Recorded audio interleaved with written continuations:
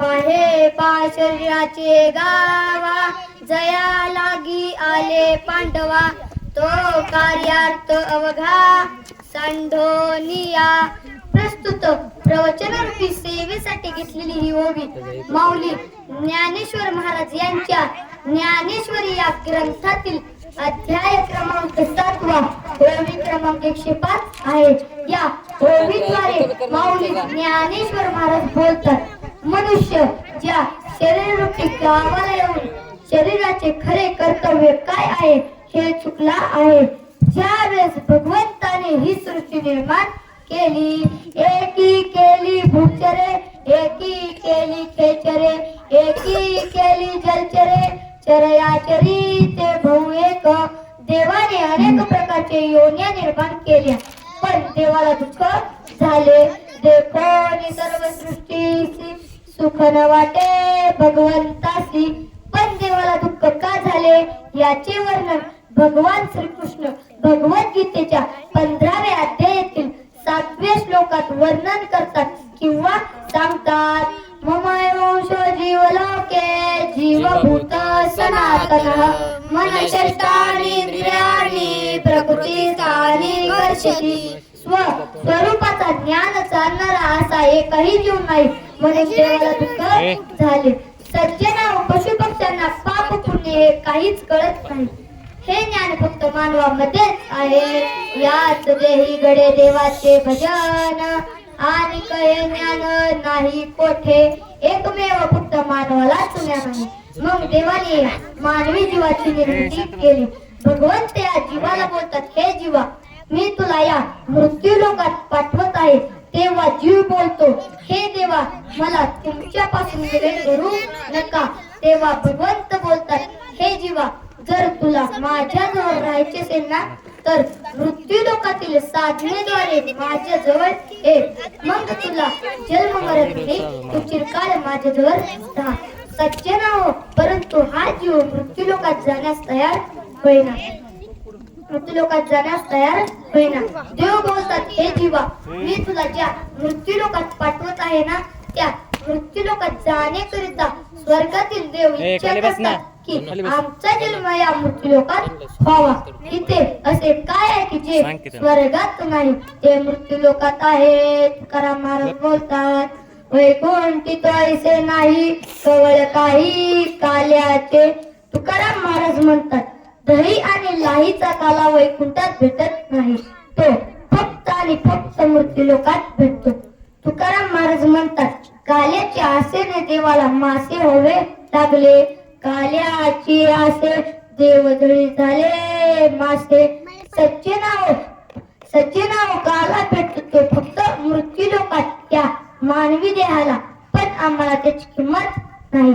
मला सांगा, आई वडिलांची किंमत केव्हा कळते?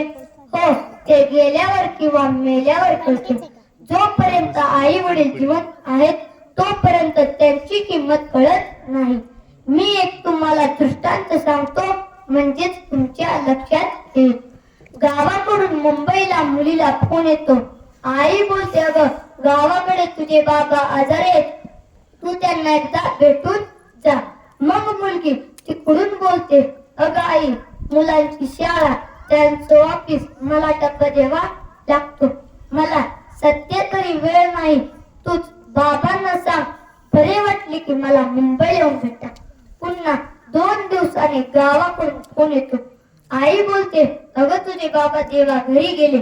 मग मुलगी लगमगीने मुंबईवरून गावाकडे येते. घरासमोरील गर्दी पाहून मुलगी मोठ्याने हंबरडा पडते, बाबा मी तुमची लेक, तुम्हाला मुंबईवरून भेटा आले. माझ्याकडे डोळून बघा, तुझ्या बापाला ठेवून झापाखाली कोंडून म्हणत, बघा ना, अरे ज्या वेळेस खायचे होते त्यावेळेस नाही, आता ओढून ठेव काय. सर्व समाज पाहत होता. मुलगी मोठ्या मोठ्याने बाबांना हाक मारते, बाबा फक्त माझ्याकडे डोळून बघा.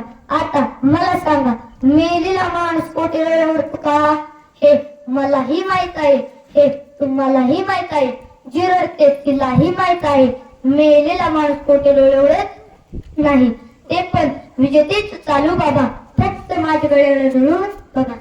मी म्हणतो बाबांनी डोळेच उघडावे. एकही एका जाग्यावर थांबत नाही.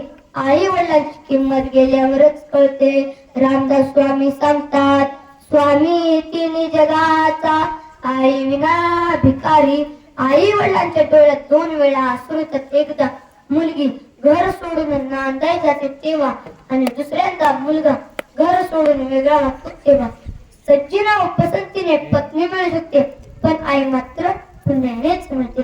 त्यामुळे पसंतीने मिळणाऱ्या पत्नीसाठी पुण्याने मिळणाऱ्या आईचा त्याग करतो. जेव्हा तू लहान होता तेव्हा तू आईची कोसोली ठेवत होतास.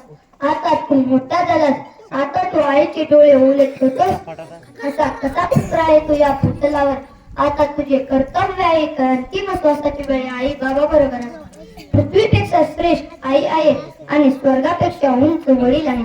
ज्या आईने अमृत पाजले त्या आईला विष पाजू नका. सज्जना व सरळ गुन्हे माफ करा. जगातील एकमेव न्यायालय म्हणजे आईचे हृदय होय. लेकराचे हित वाई माऊलींचे चित्त. आईच्या प्रेमाला मोल नसतो, तो कशासाठी तोलतात नसतो.